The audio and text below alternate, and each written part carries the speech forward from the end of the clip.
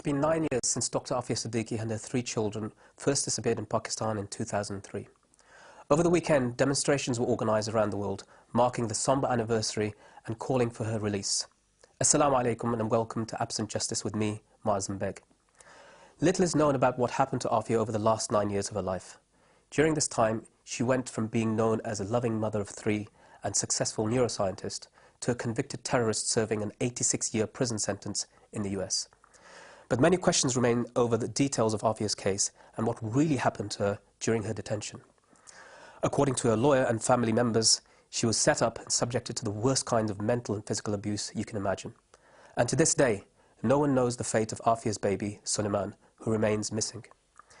We will discuss the details of this case in a few minutes. But first, here's a report by Huriya Al-Haddad.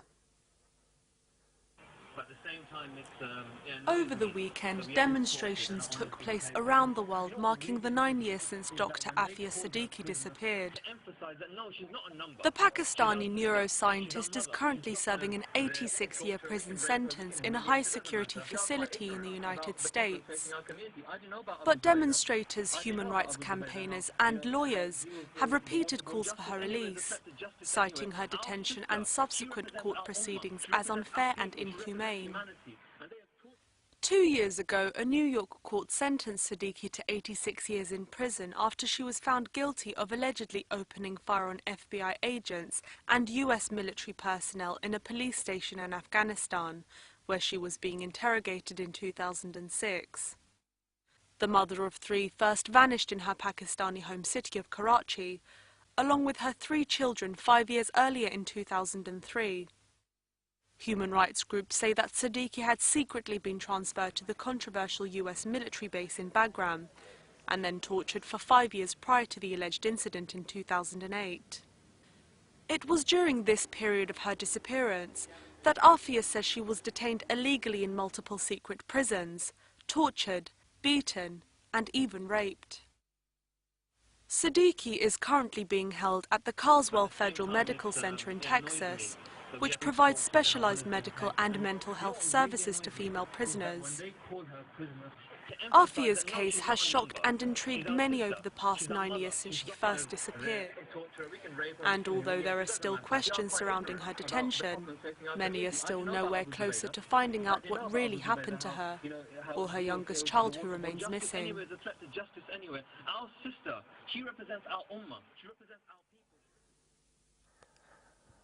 Well, join me in the studio to discuss the case of Raza Nadeem of the Muslim Public Affairs Committee and Adnan Rashid from the Hittin Institute. They were both at the rally organised in London over the weekend and have both campaigned for Aafia's release. Welcome to you both. First of all, Adnan, I'd like to ask you, you recently visited the family of Aafia Siddiqui and met with her sister and her mother, and the children, of course, the 2 children, Ahmed and Maryam. What were your impressions of meeting them, and in particular the children? Bismillah ar-Rahman ar-Rahim. Thank you very much for inviting me to address this important issue. I was in Karachi in the month of January 2012, and I was invited by Sister Aafia's sister, Fawzia Siddiqui, to come and see the children. And I went to see the children, and I met Ahmed and Maryam, both of whom are living in Karachi with their grandmother and with their aunt, Dr. Fawzia. At that time, when I saw them, they were both smiling. They were kind of happy, and they didn't look sad to me at all. However, I felt very sad when I met them, because I could see that although they're smiling, but there was kind of an emptiness I sensed in that house. It's like the mother of Aafia, she was there at the time, and she was talking about Aafia, and Dr. Fawzia was there. She was quite sad. She even cried at one time. She broke down, and I could see the children were still smiling, and there was something strange about that. I couldn't see any expression on their faces. Yeah. And this in itself was quite disturbing for me. Even though they could see what issue was being discussed at the time, it didn't kind of affect them. It's like they have gone through worse than this. I was told that Maryam, when she was found, she was speaking in American English, American accent. And the assumption is that she was kept by the American authorities somewhere for years until she was found in the year 2010. Ahmed, I was told, was kept in chains for very long time, and some of his limbs were dislocated, and he was going through some physiotherapy treatment as we were speaking at that time. Dr. Fawzia told me all of this. It's interesting because I visited the family just after Mariam had been found in 2010. And what you're relating, of course, it seems very resonant to me also, because the smiles, on the veneer of it, the happiness, I think, covered what we know is a very, very dark past, and something that I think no child should have to go through. Of course, he also mentioned in one of his testimonies that he remembers when his mother was taken away, the last he remembers of his young brother, who still disappeared, was a pool of blood on the floor. Yes. And since that time, there's been nothing, no news of that. Sure. Raza, you've been involved in the campaign for raising awareness for Aafia Siddiqui's case, particularly in the masajid you've been talking. Tell me what sort of response you've had in the mosques and community centres. I was talking about this earlier, and what I found is that the Muslim community, sadly, we don't seem to know much about the issue. I mean, with the anniversary, on the 9th anniversary of our sister missing, you notice that Muslims are taking more of an interest in this case, and I think credit goes to the Justice for Aafia coalition for having kind of for gathered some momentum and getting Muslims to understand this issue. But overall, the Muslim community, there's not much understanding about the case itself, and I think some people have either bought into some of the propagandas out there. I mean, I remember once I actually heard someone say, "Oh, Lady Al Qaeda," as they refer to in the papers, and I think they're actually buying into that rubbish about her. And I just think that this is worrying, because as a Muslim community, this is not just an attack on Dr. Aafia Siddiqui; it's an attack on all of us. It's a case of where there's no due process been done. There's no real justice there in her case. 86 years have been given to her, and we've been told to accept it as if, well, that's that. And I think what I found, having spoken to a lot of Muslims and in the masajid, is that for some Muslims it's as if they're hearing it for the first time, saying, is this possible? They'll take someone away for 86 years? And you realize that as a Muslim community, I don't think we realize just how grave the situation is of our sister. I think what's really important in this, and I really want to get into this deeply if we can, is to talk about the case, the details of the case, and look at how is it that we came from this point of a woman who disappeared to a point who's got 86 years. Before I do that though, Adnan, you've spent some time in Pakistan. They refer to Aafia in all the different places as Qaum ki beti, which is the daughter of the nation. Sure. In reality, what do you think Aafia Siddiqui's name means to the average Pakistani? To average Pakistanis, I am very sure that Aafia is a very, very special person. They love her for her sacrifices, and they also do feel for her, and they do care for her. However, the government of Pakistan has played the role of the devil in this case, deliberately, and I say with responsibility, that the Pakistani government deliberately neglected Aafia's case. Now, you were aware, of course, when you were in Pakistan visiting the Siddiqui family, yes, that the government was making overtures to the Siddiquis, knowing the level of concern people have for this. And what were they doing? Well, Aafia's mother, who I respect and admire as a woman, I've never seen a stronger woman in my life than Aafia's mother. She is a very strong woman, even though she had been in hospital. Just a week before I visited the family, she was in hospital due to a stroke. And when I went to the house, she was in the living room, and I met her in the living room, and she showed me all the flowers and all the fruits sent by the Pakistani government officials, including the Prime Minister. And she actually showed me the card sent from the Prime Minister, whether he was directly responsible for it or not, but it came from the office of the Prime Minister. And she said, everyone has been calling me, asking me, and calling me mother, ma, aap kaisi hai, how are you, our mother? So they call her their mother, but when it comes to acting on behalf of their sister, because if they're calling Aafia's mother, then Aafia's the sister. When it comes to acting on her behalf, they are they are useless. Haqqani, his name was Hussein Haqqani, was an ambassador to the US, yes. representing Pakistan. Afia's mother told me in person herself that he used to call her almost every single day, assuring her that Aafia is about to come. She will come home in 2 to 3 days. It's just the matter of time, and you will see your daughter soon. Indeed, a couple of years ago when I was there, he was calling all the time. So I understand, yes. And the painful side of this story is that Afia's mother told me that we even prepared Afia's room. We were so sure, we were assured so powerfully by the ambassador in America that Aafia is just about to come. Obama has already authorized her release, and she's about to come, and she should be with you in 3-4 days. And Afia's room was prepared, everything was done, the room was cleaned, and it was ready for her, but Aafia never came. So look at the insults by the Pakistani government. A woman has a stroke, and they send her gifts saying, oh, we really care about you, but nothing's been done about it. It's just insults. Now, you remember, of course, do you remember the Raymond Davis affair, the CIA agent, of course, who shot 2 people and he was taken into custody and so on. Yeah. There was many discussions at the time that there could possibly be an exchange.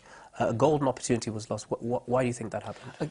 It's a case of, I mean, the brother will know better than me because he's been there, seen the situation on the ground, but it's a case of the Pakistani government is in collusion regarding this case with the Americans, and you think, well, they're prepared to turn a blind eye to their supposed sister, and they're prepared to do nothing about it except for the empty words and the rhetoric that says, oh, we care about our daughter, Aafia Siddiqui. The government of Pakistan is actually complacent in this. They have, in fact, I believe, facilitated Aafia's imprisonment, her sentence. Because Aafia's mother was telling me that she was told by Haqqani that the American government wants to give Aafia away to Pakistanis. Pakistani government didn't want to take Aafia back for some strange reason. And this is despite the fact that literally hundreds of thousands of people were demonstrating on the streets of Pakistan, including, as Aafia's mother told me herself, the Christian community in Karachi demonstrated in favor of Aafia's return. That's right. And I want to come back to Raymond Davis's case. This is a man who shot 2 people in cold blood on the streets of Pakistan. And a third was killed by the people who came to rescue him, unknown people. He was a murderer, there was no doubt about that. He admitted to it. Then the US government somehow manages to take him out within 2 months. They take him out of the country and he's freed. As to where he is now, we don't know. He has killed 2 people and he was freed, and the Pakistani government facilitated his freedom. And on the other side, we have Aafia, who hasn't killed anyone to date. We don't know whether she's killed. Okay, that's the crucial point that I want to really get to, because this is the bare bones of the story. Aafia Siddiqui, she disappears in 2003. When I was in Bagram, I used to hear the sounds of a woman screaming that I was led to believe was, my wife being tortured. Alhamdulillah, it wasn't, but it was somebody's wife. It was somebody's daughter. It wasn't Aafia Siddiqui, but it turned out that it was somebody else. And later on, I discovered that there's some sort of a link, that women have been brought into custody in Bagram. All of that period in which Aafia Siddiqui says that she was abused, tortured, raped, has been completely discounted by Judge Berman, who was the sentencing judge in when she was convicted. Why do you think that this crucial period has not been regarded at all, when she said, in fact, that she was tortured? Well, this in itself shows us that the American justice system failed to recognize the difficulties Aafia went through within this period. The period you referred to from the year 2003 up to the period she was allegedly found, or outside the house of the governor of Ghazni. Yes, that's right. What happened to her? Why doesn't Pakistani government come out and tell us? Why doesn't Musharraf come out and tell us as to what happened to Aafia? When he's asked about Aafia, he says, I didn't have any knowledge of Aafia. Right. I think the brother thinks here on a very pertinent point there, that because to give the details of the case facing Dr. Aafia Siddiqui would be to expose their own dealings in regarding her case. To say that, how she's been missing for so long, to admit to what's happened to her would be to admit to their own faults and their own failings regarding, and that's why it'd be better for them to stay quiet and not reveal the truth. Sister Yvonne really did an amazing investigation of Aafia's case, and particularly the In Search of Prisoner 650, in that she went to the place where the alleged incident is supposed to have taken place, interviewed the governor, interviewed the chief of police, and of course you hear statements from them saying that she never fired any shots. But countenance this, brothers, I want you to think of this. We as prisoners in Guantanamo never once got the opportunity to grab a weapon, and we're men. And if we could have, we probably would have. And to this date, I've never heard of any case where that has happened, because according to the American protocols and procedures, no soldier will leave his weapon unattended. And they will not leave a prisoner unshackled. Aafia is the one who got shot. And that's very clear. Again. Right, that's very, very clear. Yeah. Yet she has been given an 86-year prison sentence for the attempted killing of a soldier. And there are people who've killed American soldiers who haven't got that sort of sentence in the so-called war on terror. For allegedly attempting to possibly kill someone, she's gone 86 years. And I'm trying to still understand what is behind this sentence. Is this a message? Is it a gauntlet thrown to the Pakistanis and said, this is what we're going to do to your citizens, tell us what you can do in response? I think this is a message to the whole world, yeah. that we can pick up any woman from anywhere at any time and do this to her, and you cannot do anything. American government is actually slapping, or this is a slap in the face of world justice, yeah. If there is something called world justice. We live in, I'm a student of history, and I believe we are living in the dark ages. We're living in a world where millions of people can be killed, thousands of women can be raped, and no questions are asked. Aafia is one case, and it's a special case due to the reasons we've already discussed, because this is clear injustice, and the whole world knows about it, amazingly. And unfortunately, I think Muslims in particular are to be blamed. I mean, we can go outside and say, this is what the Americans did, or this is what the others did. What are we doing? I don't feel sorry for Aafia. Aafia is a special person. I mean, I want to share some of the things about Aafia told by her mother. She spoke to Aafia last Ramadan. That was the last time they spoke to her. And her mother related to me that Aafia, when her mother complained to Aafia that she's very sad about her and her condition, Aafia comforted her mother and she said, "Mother, do not worry about me. Do not think that I am in pain. Rather, I'm quite happy." And her mother was shocked. "Why are you happy, my daughter? You're in prison, you've been raped, you've been tortured, you've been sentenced to 86 years. How?" She said, "I see the Prophet ﷺ every single night in my dream. I see the Prophet every night in my dream, and he comes and comforts me." Allahu Akbar. Just imagine that. That's a special person. And then she told her mother that Prophet ﷺ came to my dream and he took me to Aisha, his wife, radiallahu anha, and he said to Aisha, "Aisha, meet our daughter Aafia. This is a great honor. This is a great honor." And then her mother, she obviously cried when she heard that, and then Aafia told her mother that even the Prophet ﷺ came about you to me. And he said to me to deliver this message to your mother that on that day, when everything will be clear in front of Allah subhanahu wa ta'ala, Allah has something special for your mother, for going through all these difficulties. Dr. Fawzi was supposed to join us on the phone from Pakistan, but her mother Ismat is in hospital again, and she's with her on the bedside, so we pray that Allah subhanahu wa ta'ala gives her shifa soon and makes her recover. She's indeed a very strong woman, and she's the mother of a woman who, Aafia Siddiqui, if you hear about her from prior to her detention, you hear about how she used to campaign for the brothers and sisters in Bosnia, and how she was well known in the Islamic societies and other societies. See, that's the point I wanted to hit on, brother. That, yeah. You know, the beautiful things that Brother Adnan is sharing with us, and I think these are gems that really we need to understand and reflect on, because what you realize is that we're talking about a woman who's our sister.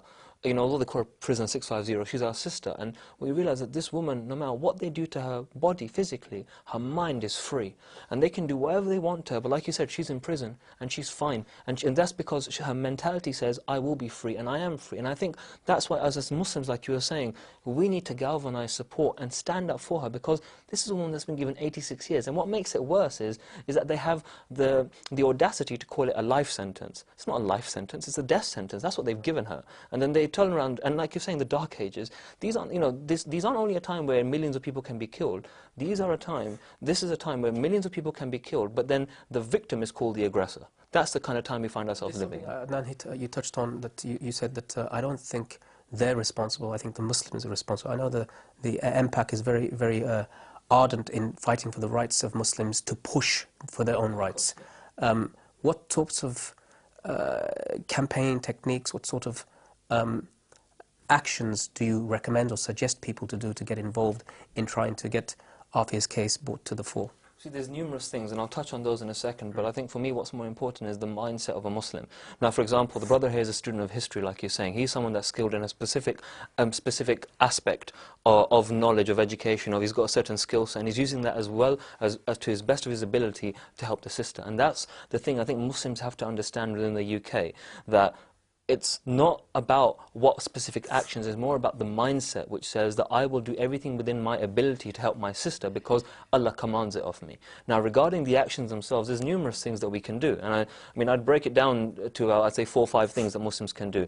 One of them would be that to be fully involved in this case with Dr Aafia Siddiqui, to help out her family wherever they can. You know, the house, the brother was sharing with me before the show that how the house is seeming to fall apart. The family is, mashallah, they're also mentally strong, but there's only so much a person can take. They need that moral support, they need that financial support, they need the support in the campaign within this country and outside. So Muslims need to get involved, not only part-time though, but in the entirety. We need to dedicate ourselves to our sister, because if she is our sister, we have to ask ourselves, if it was our blood sister, what would we do? We wouldn't rest. But when it's a sister of the Ummah, we seem to make excuses. We can't. We have to try as hard as we can. This is a very, very important point. I think the family of Aafia Siddiqui, they feel used. Many politicians and political activists, they come to the house, they do their press conferences, they make their point, get the hoo-ha done, and walk away. The family just simply gets abandoned. When I went to the house, as I said, as mentioned by the brother, that the house looks like it's never been repaired, unfortunately, and it's a good big house. Yes. But the family is going through so much trouble. I don't think they are worried about fixing the house. They're worried about their daughter. Dr. Fozia herself mentioned to me that these last 10 years were the worst 10 years of her life. Of course, obviously, I mean, for understandable reasons, because she went through so much trouble trying to liberate her sister. But I don't see any active part played by Muslims to support this family, either morally or materially. Not that they are beggars, they are begging in the street, asking for the Muslims to come and support them, but it is our duty to show the world and show the oppressors and the tyrants that we will not give up, we will not give in to this oppression and tyranny, and we will support our brothers and sisters and their families. For as long as it takes. For as long as it takes. Now, brother, you also asked the other things that people can do. Now, the second thing I'd recommend is this.